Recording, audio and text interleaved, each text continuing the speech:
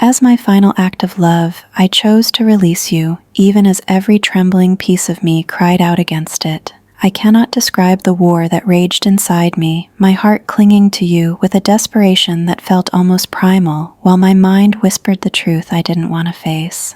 It was the hardest surrender I've ever known, because to let you go meant tearing myself away from the very soul I thought was my home. There is no guidebook for moments like these. No one prepares you for the silence that follows a love you've poured your whole being into. I held on for as long as I could, convincing myself that if I just loved harder, gave more, endured longer, somehow we would find our way back to each other. But holding on became heavy, and love, our love, began to feel less like a sanctuary and more like a wound I couldn't stop pressing. I loved you in ways words will never fully capture. I loved you with a loyalty that felt infinite, with a hope that refused to dim even when it was clear the light was fading. And still, somewhere in that infinite love, I came to see a truth that shattered me.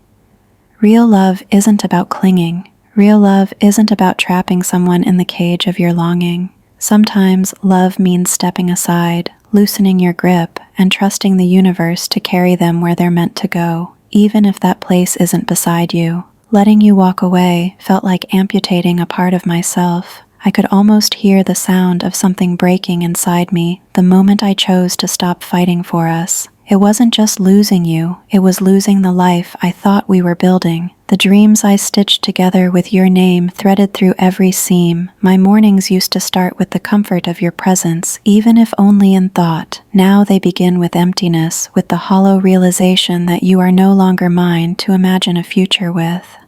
I wanted to fight. God, how I wanted to fight. I wanted to hold your face in my hands and remind you of every reason we once believed in us. I wanted to beg you to remember the promises, the laughter, the late-night confessions whispered in the dark. But love that turns to pleading loses its dignity, and love that needs to beg is no longer love, it is fear dressed in longing. So I did the only thing left that felt true. I let go. Not because I stopped loving you, but because I still do. Because love, in its purest form, demands selflessness.